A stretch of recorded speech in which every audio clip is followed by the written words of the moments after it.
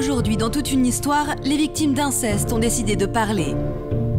Il me touchait, il me pénétrait, il se servait de moi comme de sa femme en fait. Elles ont été violées par un parent et elles ont longtemps cru que le secret protégerait leur famille. Qui vous a violé? Mon père. J'avais 11 ans. Ma fille a été abusée par mon père. C'est très délicat. Je suis la maman de l'abuseur et de l'abusé. On nous apprend à ne rien dire. Vous vivez dans un mensonge permanent. Il a réussi à me faire croire en me disant que c'était bien ce qui m'arrivait. Que c'était de l'amour, que c'est comme ça qu'un père aimait son enfant. Comment ont-elles trouvé le courage de faire éclater la vérité? On est salis, on porte ça. Et c'est nous qui nous sentons coupables d'avoir brisé une famille, alors que finalement le seul et unique responsable, c'est le violeur.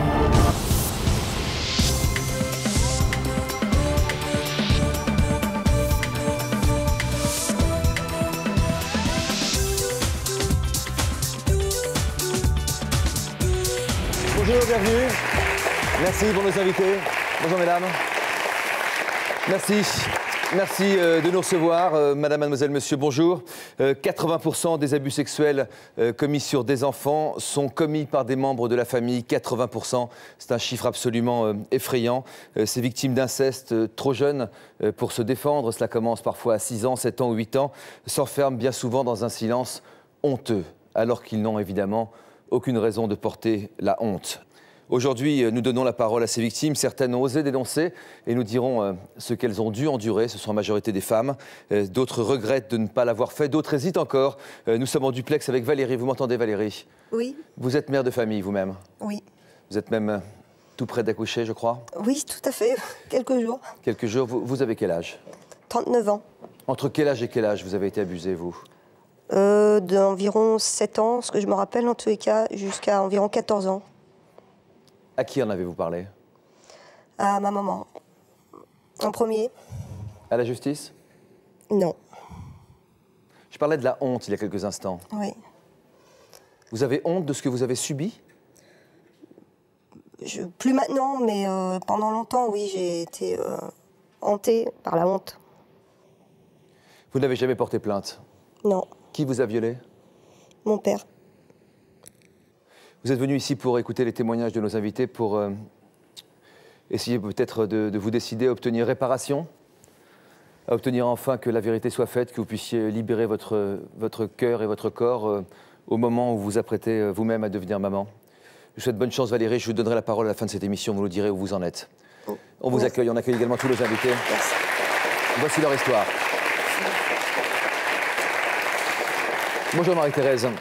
Vous êtes un peu plus jeune que cette femme qui vient de s'exprimer. Vous arrivez à vous mettre à sa place, comprendre le sentiment de honte qui l'anime?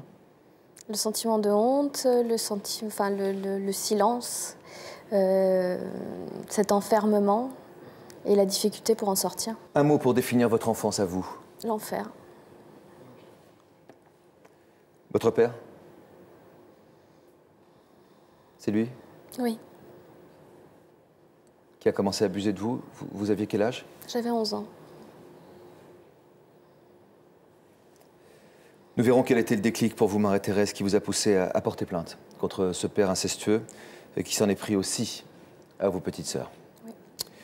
Vanessa est également notre invitée. Vous n'aviez que 8 ans, Vanessa. Bonjour, lorsque votre père a commencé à abuser de vous, et cela a duré jusqu'à vos 18 ans. Oui. Vous n'avez pas su dire stop avant? Vous n'avez pas pu dire stop avant? J'ai pas pu. Non, une fois que c'est fait, on continue. La vie, elle est comme ça. Et on continue à faire ce qu'ils nous demandent. En plus, c'est une emprise psychologique. Mentale. Voilà, tout à fait. Une manipulation et on est obligé, après, c'est comme ça. On parlera du rôle des mères aussi. Oui. Vous avez tout fait jusqu'à vous sacrifier pour Oui. faire en sorte de protéger vos sœurs des mains de votre père. Marie est également notre invitée. Bonjour Marie. Bonsoir. Vous avez dénoncé quelqu'un qui n'est pas votre père.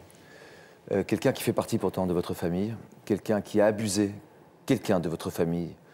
De qui s'agit-il? De mon fils aîné. De votre fils. Oui. Qui a abusé de qui? De sa petite sœur, ma fille. Quel âge avait-il? Quel âge avait-elle? Il avait entre 14 et 16 ans au moment des faits. Et elle? Ça a duré 2 ans. et elle entre 7 et 9 ans. Vous nous direz comment vous êtes rendu compte de ce qui se passait? Un jour, votre fille a fait une réflexion, je crois, en voyant un reportage à la télévision, au moment des affaires qui se sont passées chez nos cousins belges. Vous nous raconterez comment vous avez aussi osé parler. C'est dur pour une mère de dénoncer son propre fils. Tout à fait. Gabriel est également notre invité. Bonjour Gabriel, votre témoignage est assez déconcertant. Vous pensez avoir subi l'inceste de votre père. Vous pensez, mais vous ne vous l'avouez pas totalement. Vous n'êtes pas certaine de ça. J'ai du mal à comprendre exactement ce qui se passe dans votre tête. En préparant cette émission, j'étais complètement déconcerté. Qu'est-ce que vous voulez dire par là? J'ai pensé, je ne suis pas sûr. Suite aux abus de ma fille, qui nous a révélés. Des abus de votre fille? Ma fille a été abusée par mon père. Et à l'âge de 11 ans, elle m'a révélé que... Elle m'a dit Maman, il faut que je te parle. C'est au sujet de papy. Et là, je lui ai dit Stop, ma chérie, ce que tu vas me dire est très grave. Vous l'avez senti tout de suite? J'ai mon corps qui s'est mis à trembler, des pieds à la tête, et j'ai deviné ce qu'elle allait me dire. Donc je suis allée chercher mon mari et je lui ai dit notre fille veut nous parler, c'est quelque chose de très grave. Alors qu'elle n'avait encore rien dit, vous avez pressenti exactement ce qu'elle allait dire. Et en vous rendant compte de ce que votre père a fait à votre fille, vous vous êtes rendu compte que vous l'aviez peut-être vous aussi subi. En mai 2003, vous l'avez finalement livré à la justice. Oui. En disant quoi? En révélant les abus de ma fille et de ma nièce. Et sur vous? Jamais. Je ne parle pas de moi. Et pourquoi vous ne parlez pas de vous? Pourquoi vous? Parce que je n'ai pas de souvenirs concrets. Étrange tout ça, Yvonne. Le traumatisme peut entraîner un refoulement total et une forme d'amnésie.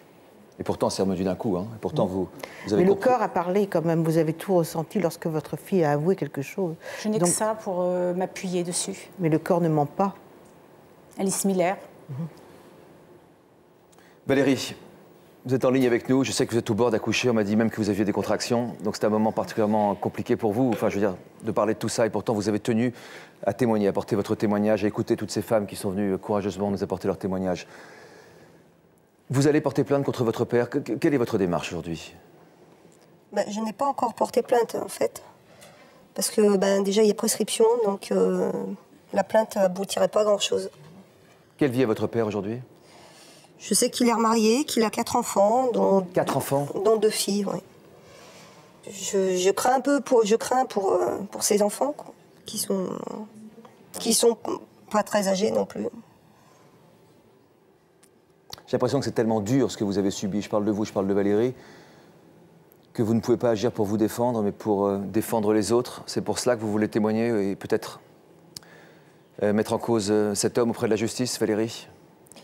Oui, j'aimerais bien. Ouais. Parce que j'ai pas pu le faire avant, j'ai pas eu le courage de le faire avant.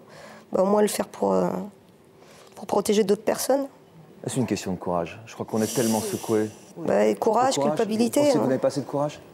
Puis d'amour aussi, parce que malgré tout, pour ma part, j'aimais quand même mon père. Ça peut paraître difficile à entendre, mais j'aimais quand même mon père. Il vous a violé entre 10 et 18 ans. Vous aimiez votre père entre 10 et 18 ans? Oui, parce que c'était un gentil papa à côté de ça. Hein. Il n'y a jamais eu de rapport de force. J'ai toujours accepté. De rapport de force? Jamais. C'était tout dans la tête. À 10 ans, vous pensez que vous étiez consentante? Oui. Enfin, il a réussi à me faire croire en me disant qu'il m'aimait trop, que j'étais la chouchou de la famille, que c'était bien ce qui m'arrivait, que j'avais de la chance.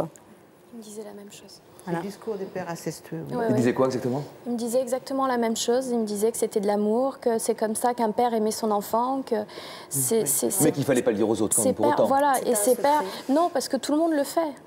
Il vous raconte que tout le monde le fait. Mais qu'il ne faut pas le dire quand même. Oui, mais tout le monde le fait, paraît-il. Mais tout le monde le fait en secret, comme... Voilà, c'est tellement normal que finalement, pourquoi en parler, puisque tout le monde... incestueux est la norme, parfois. Avançons dans cette émission, on a beaucoup de choses à découvrir. On parlait du courage à l'instant, le courage, Valérie. Trouver le courage de dénoncer son père. Gabriel et Marie savent de quoi je parle, ou plus souvent aussi un mari incestueux, quand on est la femme de quelqu'un qui abuse ses propres enfants, c'est une véritable épreuve. Ou son fils, madame, comme vous l'avez fait. Généralement, les proches n'acceptent pas de voir la réalité en face. J'appelle les proches le reste de la famille. Pourquoi ne veulent-ils pas être mêlés à ça? C'est l'enquête de la rédaction de Toute une histoire.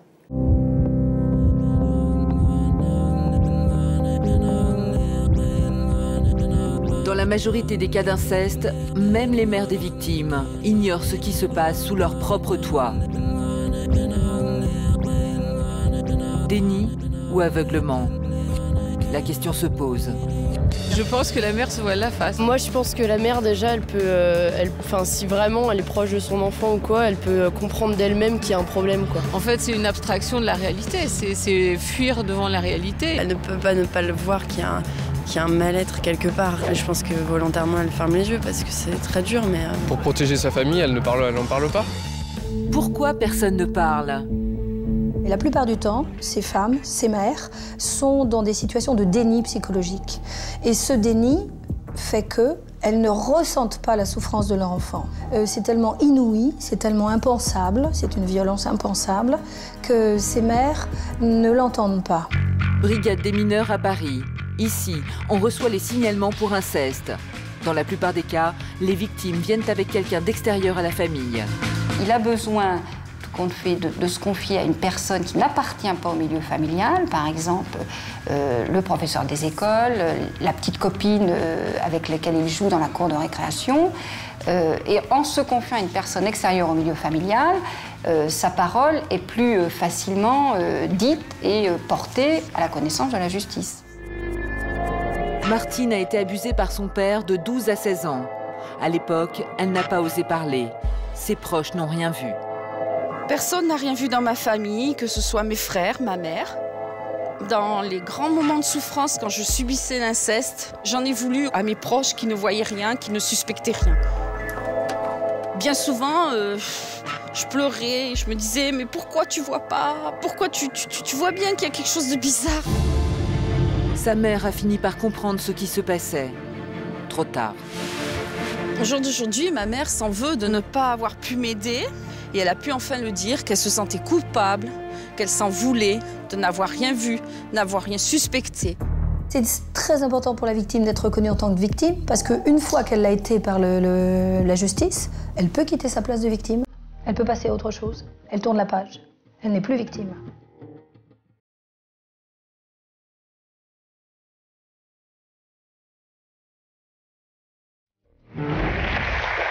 Ce sont des applaudissements d'encouragement pour ce courage dont on parlait juste avant ce reportage et dont il est tellement question, sortir de cette honte. Toute personne qui connaît un mineur en danger a l'obligation de le signaler aux autorités, que vous soyez un parent ou pas un parent, que vous soyez une épouse, un voisin ou une mère. Cette chape de plomb dont on parle dans le reportage, vous l'avez ressenti dans votre famille? Tout à fait. Cet étau qui se referme? Eh oui. Maintenant, je suis toute seule. J'ai des enfants, entre guillemets, de cœur, mais plus de frères et sœurs, plus de parents. Comment c'est possible, ça? C'est leur choix, c'est pas le mien. Oui, oui. Ils me reprochent d'avoir porté plainte. D'avoir sauvé votre fille? Mais en même temps, d'avoir accusé mon fils. Il avait quel âge quand il a été arrêté? 16 ans. Il est temps d'ouvrir la première partie de notre émission, que nous avons intitulée La loi du silence. Les victimes sont souvent bâillonnées par la honte et pour cause, la peur de détruire leur famille. Une famille qui n'a pas le courage d'assumer. Parlons de ce courage-là, de pouvoir soutenir ceux qui justement en ont. Ce serait tellement utile. Vanessa, vous aviez 8 ans quand votre père a commencé. Vous disiez ce gentil père, par ailleurs, il y a quelques instants. Tout à fait. Vous le pensez toujours? Plus maintenant, parce que j'ai voulu reprendre contact avec lui pour pouvoir lui pardonner. Je lui ai écrit une lettre et je lui ai supplié qu'il fallait qu'on se voie, que je comprenne pourquoi il avait fait ça. Et il ne m'a pas donné de nouvelles, donc j'estime que c'était au moins ce qu'il me devait, de me donner des nouvelles.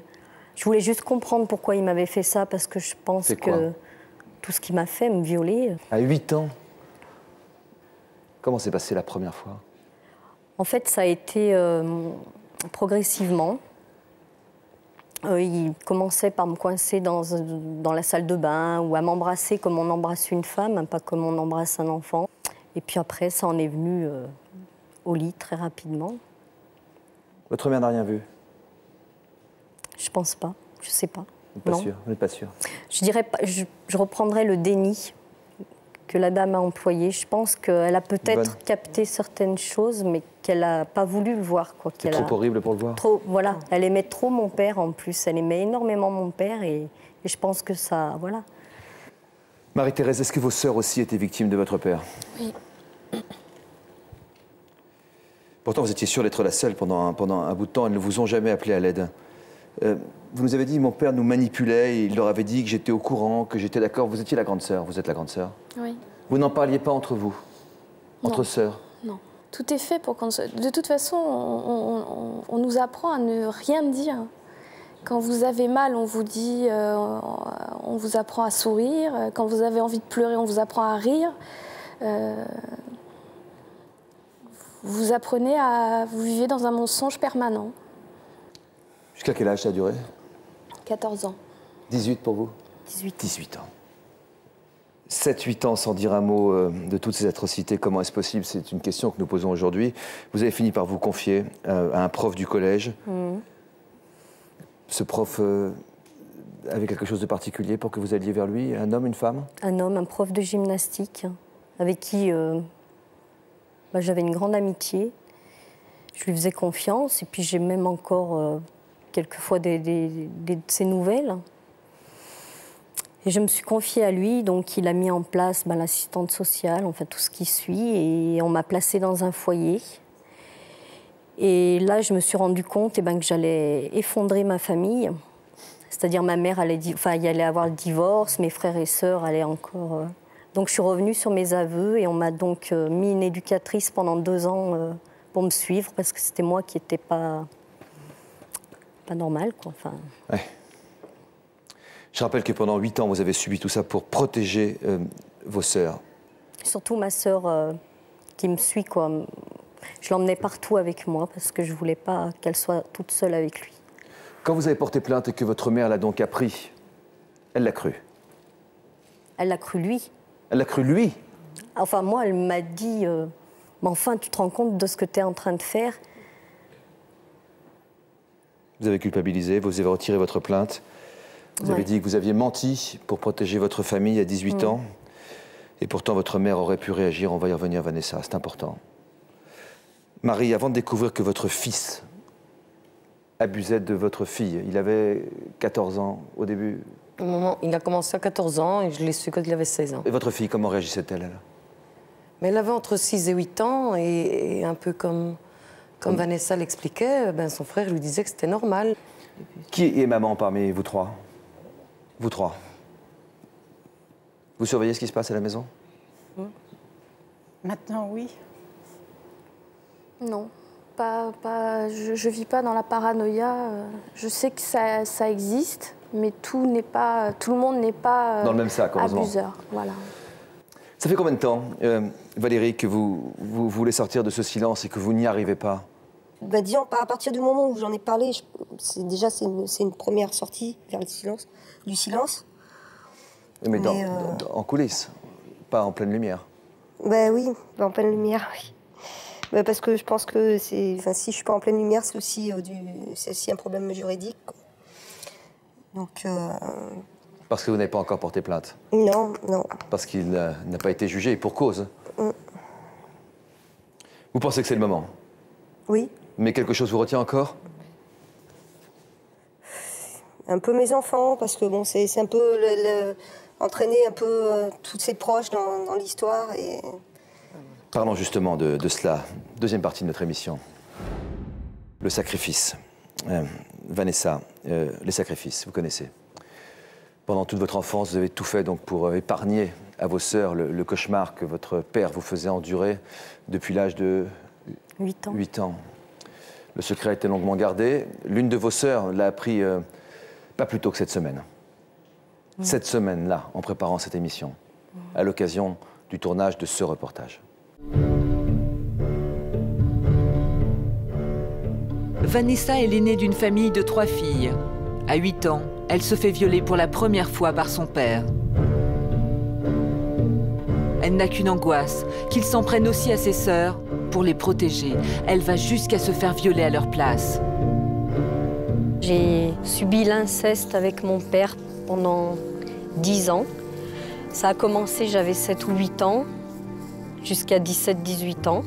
Il me touchait, il me pénétrait, il se servait de moi comme de sa femme en fait. Je savais que c'était pas une relation normale d'un père et d'une fille. Mais en même temps, il me faisait tellement comprendre que j'étais privilégiée, que j'étais la chouchou de la maison, donc j'avais quand même le privilège d'avoir droit à tout ça. Donc j'acceptais ce qu'il me faisait. Plus de 20 ans ont passé. Vanessa est marquée à jamais. Elle a du mal à affronter le quotidien. Elle prend des calmants tous les jours. C'est super dur et j'en souffre. C'est pire que ça. Moi, j'aimerais... Enfin, j'ai même déjà pensé à... Si je continue, c'est parce que j'ai des enfants.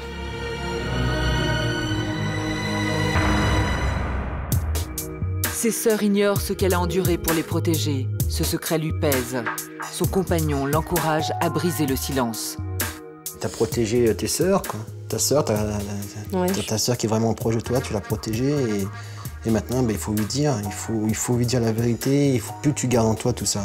Non mais c'est pas facile quand même. Je sais, je me mets à ta place. Mais je vais le faire parce qu'il faut que je le fasse.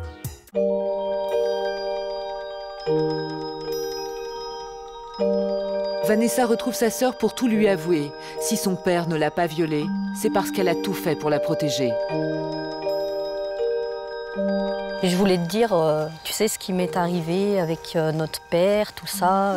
J'avais beau avoir que 8 ans, mais je me rappelle que je voulais surtout pas que ça t'arrive à toi. C'est pour ça que tu dormais avec moi, que quand je partais avec mes copains, tu venais quand même avec moi. Le bain, tout ça, c'était moi qui m'en occupais pour pas que ce soit lui qui s'en occupe. Je comprends pas comment j'ai pas pu le voir, même en étant enfant, quoi. Je comprends t'étais petite, hein. Tu te souviens pas que t'étais tout le temps avec moi? Mais tu t'es sacrifiée, quoi. Je regrette pas, hein. Franchement, je regrette pas, c'est comme ça. Enfin, d'avoir été moi-même dans son lit et qu'il vous ait pas fait de mal à vous parce que par amour pour vous, mes pépettes. Hein. Voilà. Vanessa est décidée à aller au bout de sa démarche. Elle a parlé à sa sœur. Elle va maintenant porter plainte contre son père, 20 ans après les faits. Bonsoir, monsieur. Je viens pour porter une plainte pour inceste. Dénoncer celui qui lui a gâché la vie. Jamais elle n'aurait pensé en être capable. Sa petite sœur est très fière d'elle. Ah, ça y est, je suis soulagée. Je te remercie. Merci beaucoup.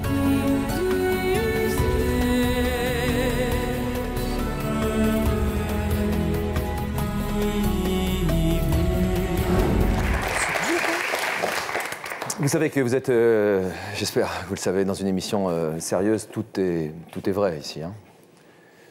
Tout ce qui est montré, c'est pas des reconstitutions, ça. Hein. Ah non, du tout, non. À 8 ans, ça a commencé. Vanessa n'était qu'une enfant, pourtant elle a eu le courage, quelques années plus tard, à 14-15 ans, de protéger ses sœurs face à une terrible menace en portant plainte une première fois. Ça s'est retourné contre vous dans des proportions terribles avec votre mère qui s'est elle-même mise du côté de votre père, ce père incestueux. Vous nous direz comment vous êtes devenu un bouclier pour ces sœurs, vos 2 sœurs, qui doivent vous regarder avec beaucoup d'admiration aujourd'hui. Après ce message de la rédaction. Vous avez été quitté juste avant de vous marier ou pendant votre grossesse. Votre conjoint est parti le jour de la Saint-Valentin ou de votre anniversaire de mariage. Vous avez rompu alors que vous étiez sur le point de vous engager en amour. Vous êtes parti quand votre conjoint vous a annoncé une maladie grave. Vous regrettez d'avoir rompu au pire moment. Vous hésitez à rompre avec votre conjoint. Vous aimez une femme mariée et vous en souffrez. Vous êtes l'amant et vous vous épanouissez dans cette relation secrète. Vous avez une liaison avec une femme mariée plus âgée que vous. Vous avez été pris en flagrant délit d'adultère par le mari de votre maîtresse. Pour nous raconter votre histoire, contactez-nous au 0820 16 30 15 ou connectez-vous sur le site de l'émission. Prochainement, dans Toute une histoire, peut-on pardonner l'infidélité? Ah mais si mon copain est trompe, je lui coupe la tête. Certains vivent la tromperie comme une catastrophe. Pour d'autres, c'est une sonnette d'alarme qui peut réveiller le couple. Le fait que tu me trompes, moi ça m'a complètement anéanti, j'étais écrasée, quoi. Je t'aurais tué quoi ce jour-là. Ça permet de ne pas tomber dans une certaine routine. C'est suis-moi je te fuis et fuis-moi je te suis, hein. C'est un peu ça le système. Il fallait absolument que je fasse quelque chose pour que tu réagisses. Je pense qu'inconsciemment, je voulais que tu t'en aperçoives.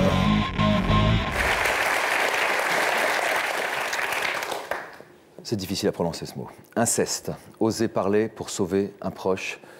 Oser parler. Oser, c'est un devoir. Hein. On va le rappeler, c'est un devoir que la justice nous oblige à faire. Si on ne le fait pas, on est complice et donc également coupable. C'est le thème de toute une histoire aujourd'hui. Dans cette deuxième partie, nous parlons des sacrifices que certaines ont fait pour protéger leur entourage, en l'occurrence Vanessa, pour protéger ses sœurs. Vous avez tout fait. Quand il partait faire des courses, Je le suivais. Il fallait pas que les autres aillent avec lui, il fallait que j'y aille moi. Comment il réagissait? Ah bah il était content que j'aille avec lui. Il en profitait? Ah bah oui. D'autres pouvaient voir dans la rue Non, non, dans la voiture. Il s'est passé des choses dans la voiture, dans les petits chemins de campagne du petit village où j'habite, enfin où j'habitais à l'époque. Très régulièrement. Vous vous jetiez dans la gueule du loup? Ouais, tout le temps. J'étais tout le temps avec lui et il avait en plus trouvé le... Enfin, il m'a toujours fait comprendre que j'étais demandeuse, donc...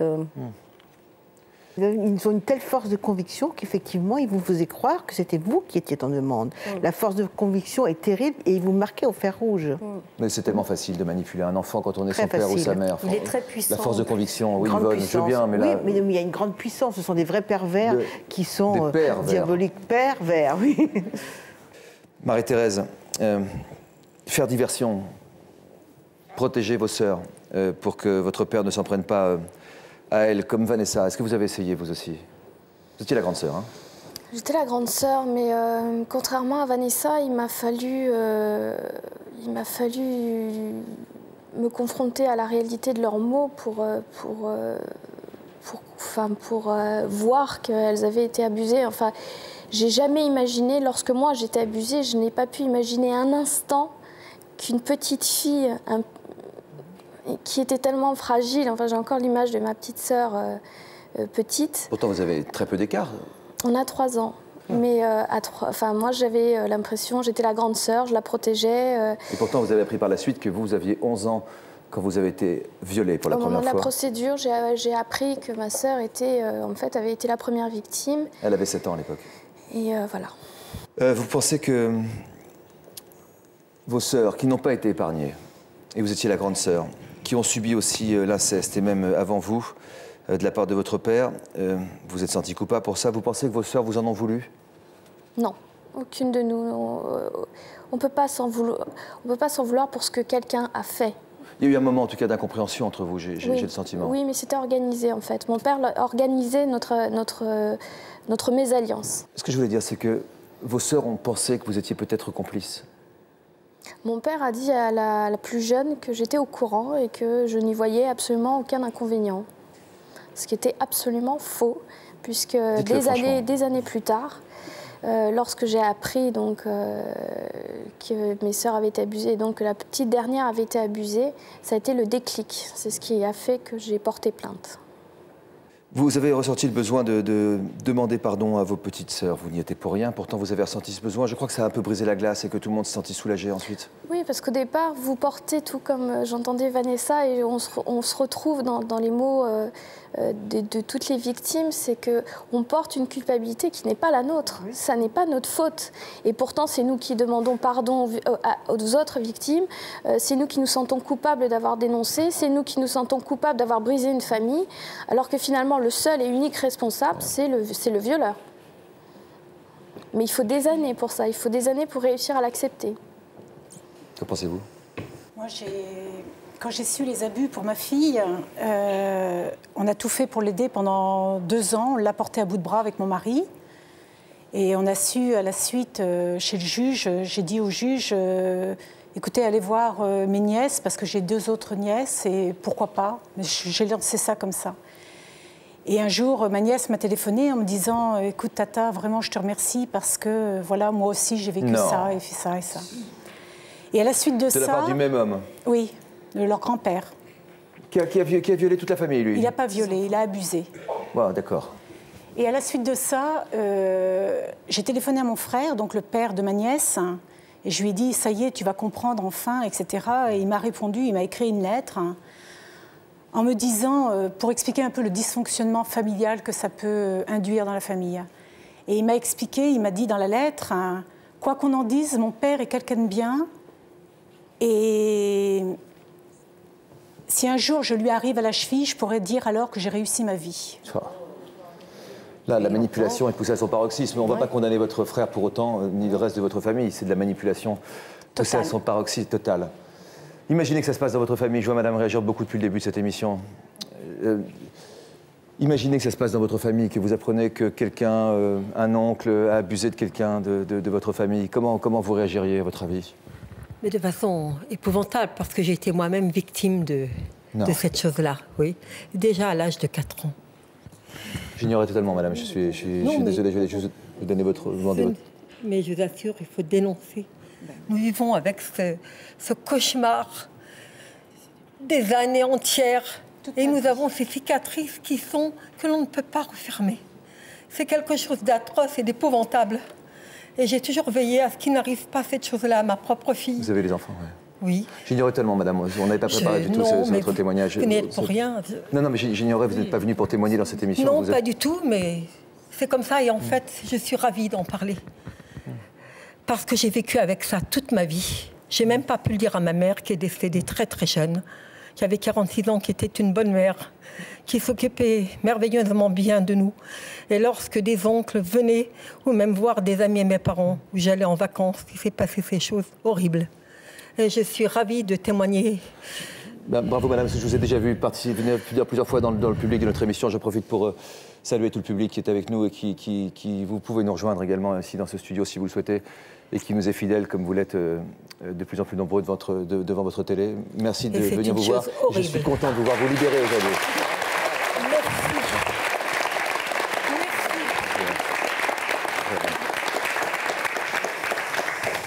Oui, je donne la parole peut-être à Yvonne pour qu'on prenne un peu de recul par rapport à tout ça. On est dans quelque chose qui est fortement émouvant, avec la loi du silence par-dessus tout ça. La loi du silence, l'omerta, on ne parle pas. Et c'est vrai qu'effectivement, il y a les ambiances incestueuses, les familles incestueuses, et il y a les attouchements et le viol. Donc il y a plusieurs niveaux, effectivement, de l'inceste. Et souvent, on tait pour protéger, bien sûr, les frères, les sœurs et la fratrie, mais aussi pour protéger la mère. Parce que quand on parle, c'est tout l'éclatement familial qui est mis en question. Et bien souvent, les violeurs, quand ils sont dénoncés, ils se posent en victime. Et souvent, l'ultime... En victime? Ah oui, ils pleurent énormément, on en a dans le cabinet, ils pleurent. Ouais, ce sont des victimes. Et le comble, parce que j'en ai eu la semaine dernière, c'est terrifiant, je fais cette émission aujourd'hui, il y a eu un suicide, il a été dénoncé, et il s'est suicidé 3 jours après. C'était l'ultime cadeau empoisonné qu'il ait pu faire à toute sa famille. Donc la petite a parlé, et la parole l'a tué, a tué son père. Donc c'est quand même très, très, très douloureux de dénoncer, mais il faut le faire parce qu'il n'y a que la loi qui puisse faire en sorte que les personnes puissent se rétablir et puissent enfin continuer à vivre et être résilients. La résilience, le concept de résilience, c'est quelque chose qui a été créé par un grand psychiatre. La résilience, ça veut dire qu'on peut toujours s'en sortir, on peut toujours se reconstruire. Un traumatisme, on peut toujours rebondir. On peut toujours rebondir après un traumatisme. Il n'est jamais trop tard. Passons justement à cette 3e partie. Nous avons appelé cela Oser révéler, 3e partie de notre émission. Oser révéler, oui, oser, parce que toutes nos invités ont parlé de courage. Valérie, qui est en coulisses, dit « Je manque de courage ». Ouais. Oser révéler, et puis les risques de faire exploser la famille. Vraiment, je dirais plutôt oser accepter une révélation pour tous ceux qui nous regardent. Regardez ce reportage qui concerne Marie. C'est ce que vous avez fait, Marie, sans hésiter une seconde, quand vous avez appris que votre fille avait été violée, victime d'inceste, et d'inceste également par son frère. Quand vous l'avez appris, vous avez tout de suite dénoncé ce crime, dénoncé son propre fils pour sauver sa fille. Comment faire? Quel dilemme entre son fils et sa fille? Regardez ce reportage.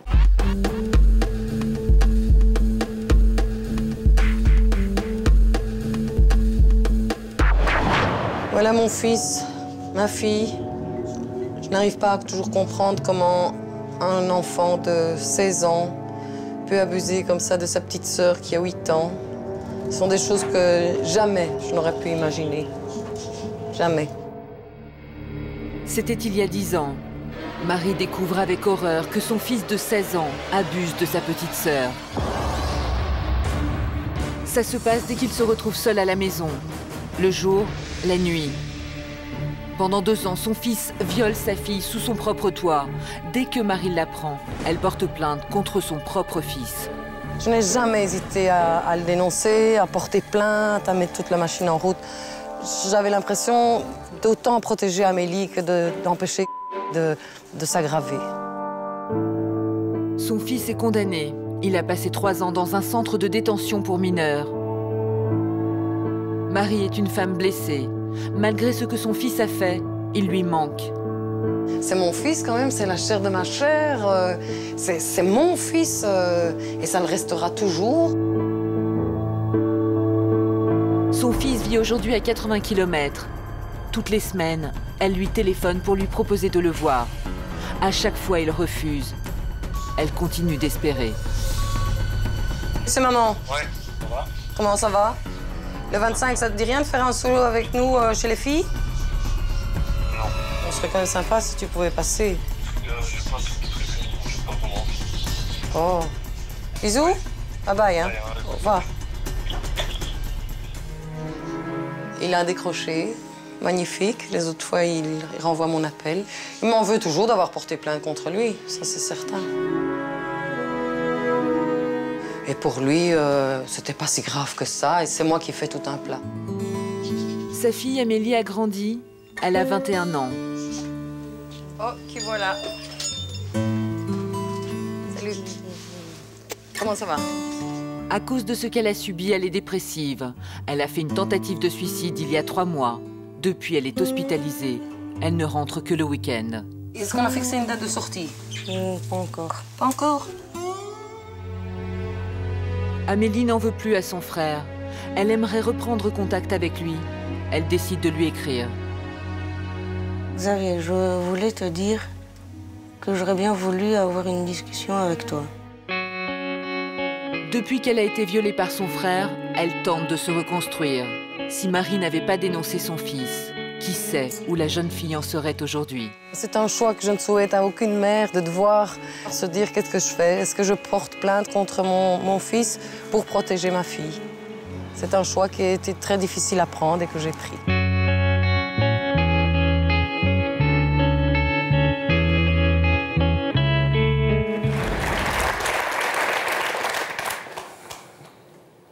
Incroyable la vie, hein? Oui. On donne la vie, vous êtes une maman? Oui, surtout qu'il est né à 6 mois de grossesse, dans mon lit, il avait 1 kilo. Je me suis vraiment battue, lui aussi du reste, à sa naissance. Je crois, j'ai fait bien sûr beaucoup de travail sur moi-même pour voir... Mais ça n'aurait pas été mon fils, je ne vais pas dire que je l'aurais tué, mais je ne sais pas ce que j'aurais fait. Mais c'est mon fils. Et je sais que tant que vous étiez au procès? Bien sûr. Bien sûr, moi j'étais la partie civile. Entre parties civiles? J'étais partie civile. Entre le bourreau J'avais et la victime? ma famille qui soutenait mon fils, et moi toute seule qui défendait ma fille et qui représentait ma fille. Mais pourquoi ils ont soutenu le bourreau plutôt que la victime? On leur demandait. À votre avis? Qu'est-ce que les gens vont dire? Oui, qu'est-ce que les gens vont dire? Le regard des autres. Le regard des autres, t'as vu, c'est dans le journal maintenant. Et quand on me disait, mais non, tu vois du mal. Donc je me suis séparée de leur papa. Et malgré tout, les enfants ont dû aller un week-end sur 2. Chez moi, j'ai pas peur de dire que... Je ne veux pas dire que j'en faisais une psychose, mais je les suivais partout. Moi, j'étais hyper vigilante. Et son papa qui a dit que j'étais un peu folle de faire la psychose. Il a dit pire que ça. Lui, il a dit, écoute, tu exagères. Et il y a eu récidive. Moi, je croyais qu'ils étaient bien, et non. Et il est arrivé ce que j'appréhendais, il est arrivé avec ses béquilles, maman, il a recommencé. Et alors, dans la seconde, dans la minute, j'étais à la gendarmerie. Hein. Ah non, mais toute seule, hein. Toute seule. Bravo, madame. Non, je...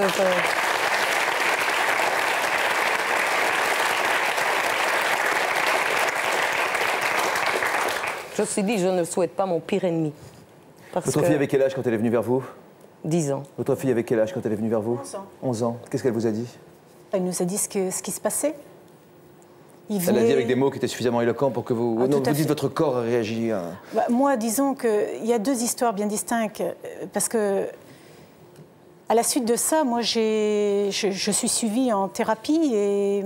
À la suite de l'aveu de... Oui. De l'aveu de ma fille. C'est pas un aveu, c'est... La révélation. La révélation aussi. Je suis suivie en thérapie et depuis, j'ai des flashs, j'ai d'énormes troubles d'angoisse. Vous savez ce qui vous est arrivé aujourd'hui, quand vous étiez à sa place, à son âge? Moi, j'ai un... Pour expliquer, parce que c'est très compliqué d'expliquer le fait d'occulter, on parle d'occulter. Si vous nous rejoignez maintenant, madame nous explique en fait qu'elle avait oublié que son père lui avait probablement fait des choses... Totalement. Qu'on peut appeler abuser, qu'on peut appeler violer. Enfin, totalement. La nuance est mince, puisque ça fait de toute façon des dégâts absolument monstrueux. Ce que je voudrais dire, c'est qu'à 5 ans, par exemple, pour expliquer ce que c'est qu'occulter, il y avait une dispute familiale très forte, j'étais toute seule avec mes parents et mon père avait donné un coup à maman et moi j'étais sous la table apeurée et mon père... Sous la table? Oui, sous la table. Et maman était assise par terre parce qu'elle saignait et mon père a regardé sa femme, enfin maman, et lui a dit si jamais tu me quittes, je te tue et je tue chacun des enfants. Et il m'a regardé droit dans les yeux et c'est un message, c'est tout, il n'en a pas dit plus me concernant. Et le flash que j'ai, c'est qu'ensuite je rentre, je vais dans ma chambre. Il n'en a pas dit plus, il ne pouvait pas en dire plus. Hein. Non. Je rentre dans ma chambre et je le vois, donc dans la nuit, je ne sais pas dire quand ni quoi que ce soit. Je le vois entrer, je vois la porte s'entrouvrir et je le vois. Et ensuite, la porte se referme. Un énorme trou noir, je n'ai aucun souvenir. Et 5 ans? Oui, 5 ans. Et le lendemain, je me souviens, maman venant dans la chambre, et je refais le lit. Pourquoi j'ai refait le lit? C'est la première fois à 5 ans. Le lit? Mon lit. Il fallait que je refasse mon lit, c'était la première fois que je faisais mon lit. Comme on maquille un crime, quoi. Voilà, c'est la seule chose. Ça vous est revenu en thérapie, ça? Oui. Vous continuez la thérapie? Oui. Vous êtes prête à affronter ce que vous pouvez retrouver en thérapie? Oui, votre sourire me dit oui. Peut-être le sourire. Je ne sais pas. Il y a des choses, il y a des sensations, des odeurs, des choses comme ça, c'est tout, quoi. Et on ne peut pas s'appuyer sur ce genre de choses. Yvonne, il faut aller affronter ces démons en thérapie? Est-ce qu'il faut dans toutes les circonstances aller chercher ce qui s'est passé? Je pense que oui, parce que le refoulement a des effets. Il y a des effets qui se traduisent par la mésestime de soi, des difficultés à avoir des désirs dans toute sérénité et aussi des difficultés à vivre tout simplement sa vie de femme. Donc je crois qu'il faut revivre avec ça pour libérer tous ces marquages du corps, parce que c'est le marquage dont il s'agit. Et je parlais tout à l'heure de marquage au fer rouge, et je crois qu'il faut effectivement que ce refoulement parvienne à être expliqué. Éviter la bombe à retardement, un peu de choses près. Complètement. Ouais, ça peut sortir d'un moment à l'autre. Nous sommes toujours dans la troisième partie de notre émission, de la révélation. On l'a appelé Oser révéler, puisque tout le monde nous a parlé beaucoup de ce besoin de courage en préparant cette émission. Vous avez porté plainte contre votre fils. Le procès était quelque chose de très compliqué. C'était votre fils quand même. Vous étiez donc entre votre fils et votre fille. Tout à fait. Vous êtes maman, madame, excusez-moi, bonjour. Oui, mais une maman qui a un enfant d'un âge certain, adulte. D'accord. Donc on a été épargné de tout cela. Vous pouvez vous mettre à la place de cette femme? Oui. Entre son fils et sa fille? Enfin, non, je crois pas. Je dis oui un petit peu trop rapidement. On est dans l'émotion totale, là. Je crois que j'ai même du mal à avoir du recul. Je suis plutôt en empathie et donc on manque totalement de recul. C'est très douloureux, à la fois courageux, mais c'est trop, c'est très impressionnant. Oui, il faut pouvoir prendre du recul. Oui, là, je trouve qu'on ne peut pas, là, pour l'instant. Vous l'aimez, votre fils, toujours? Oui. Ah oui. Je ne veux pas décourager personne, mais nous, ça fait 10 ans que ça a éclaté et ça me colle à la peau. Après les aveux des révélations de votre fille, vous avez porté plainte immédiatement, vous avez lancé une procédure judiciaire contre votre père, qui était devenu grand-père. Oui. Est-ce qu'il a reconnu les faits? Plus ou moins. C'est-à-dire? Il a été obligé de reconnaître les faits sur ma nièce, parce que le juge ne comprenait pas la situation familiale. Et... Qui est cette nièce par rapport à vous? Ma nièce. La fille de mon frère. Et donc, il a été obligé de reconnaître les aveux, enfin d'avouer les choses, parce que le juge ne comprenant pas, il l'a mis sous écoute téléphonique. Et sous écoute, il a avoué tout ce qu'il avait fait à ma nièce, à mon frère, le père de ma nièce. Il a dit Qu'est-ce qu'il lui a dit? Il lui a dit oui, c'est vrai, ça ne s'est pas passé une fois, mais des dizaines de fois. Votre fils posait la question ou c'était un aveu spontané? Je n'ai pas écouté les conversations téléphoniques. Donc il a été obligé d'avouer au tribunal, quand il a été jugé, il a été obligé effectivement d'avouer les choses. Pourquoi il l'a dit à votre frère? contre sa petite fille, contre sa fille probablement parce que aussi. Mon frère lui a pardonné parce qu'il demandait d'être plaint, je crois, par son propre fils. Ouais. Il voulait sans doute se débarrasser aussi de cette culpabilité, certainement. Il a été condamné à quelle peine? Dérisoire. 1 an de sursis et obligation de soins. Et moi, ça fait 7 ans que j'ai obligation de soins. Sans condamnation. C'est vous qui vous obligez aux soins? Obligé. Oui, vous en avez vraiment besoin pour pouvoir vivre? Tout à fait. Et je vous sens encore crispé aujourd'hui, tout le monde est, c'est vrai, sous le choc. Vous êtes détendu, vous êtes détendu depuis le début de l'émission. Il y a quelque chose qui vous a fait du bien? Peut-être de parler. Quoi en particulier? De voir que j'étais pas toute seule. Ça fait du bien. Enfin, c'est malheureux pour tout le monde, mais ça fait du bien. D'avoir écouté la dame. Les témoignages spontanés qu'on a découverts, c'est...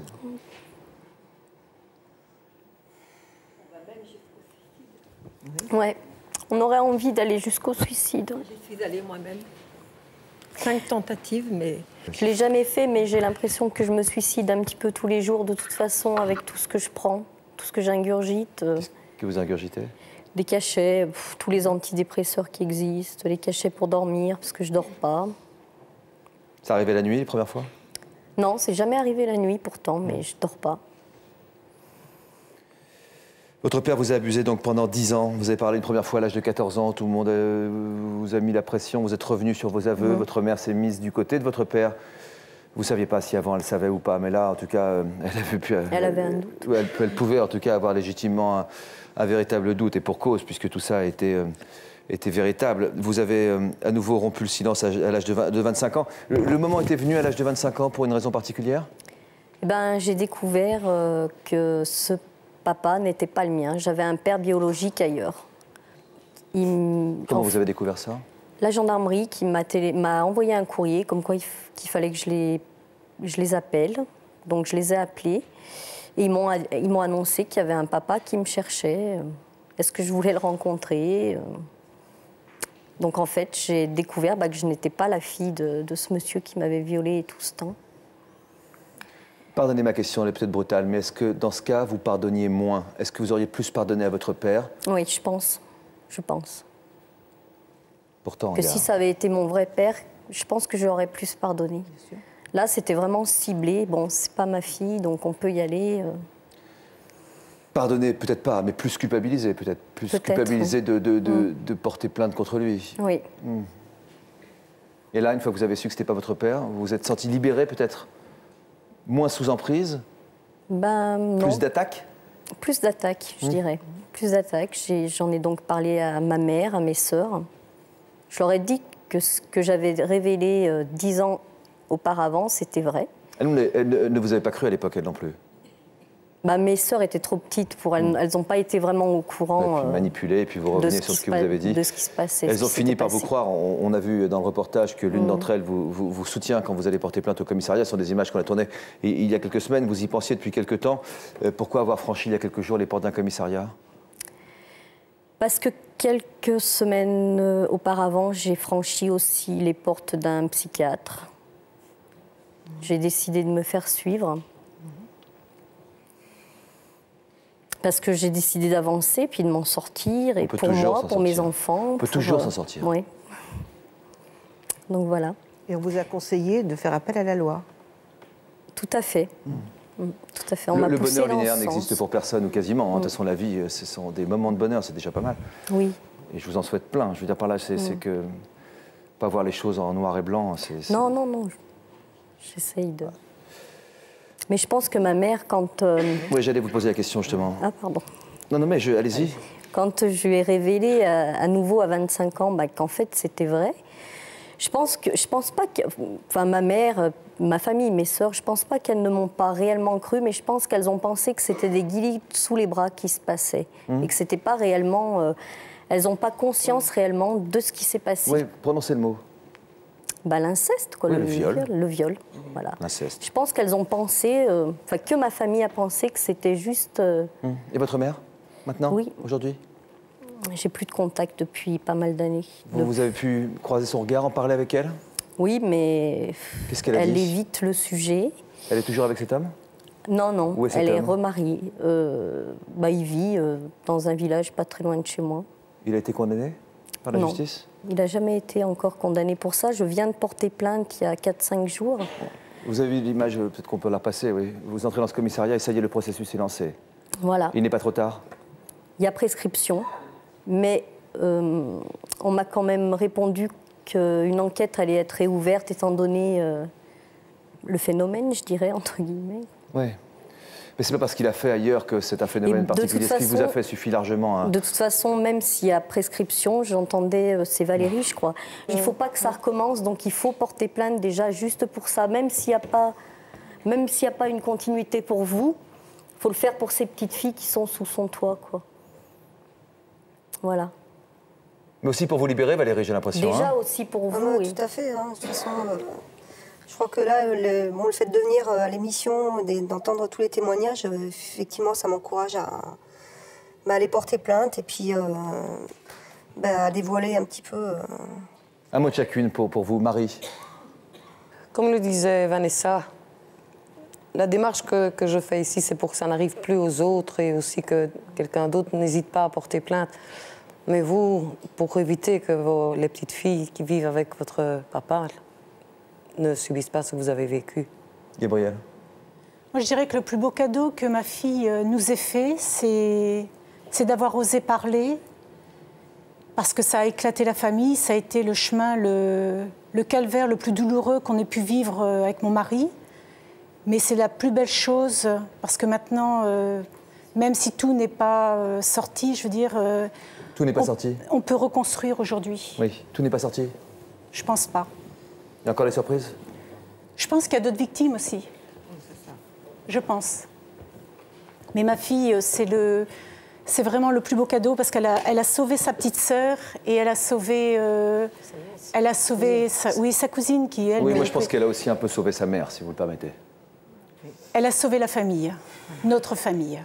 Des conseils d'Yvonne, comment se reconstruire après avoir subi une chose pareille? Osez en parler. Toujours en parler, vous le disiez tout à l'heure.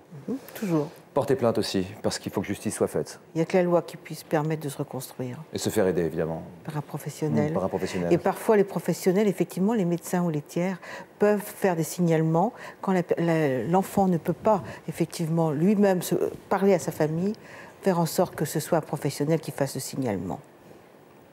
Je crois qu'il y a une nouvelle loi même qui oblige les professionnels, les psys, quels qu'ils soient, à dénoncer toute forme de crime. Oui. Qui serait révélée par quelqu'un qui voudrait s'en dédouaner dans un cabinet. Voilà, il y a la levée du secret professionnel. Il faut garder en tête qu'un bourreau trouve toujours d'autres victimes, toujours ça en tête. Si on ne le fait pas pour soi, faites-le pour l'autre, comme l'écrivait Blaise Pascal dans ses pensées. Il y a des siècles et des siècles, de tous les points de vue, dans toutes les situations du monde. Le silence est la plus grande des persécutions. Merci à tous nos invités. À demain.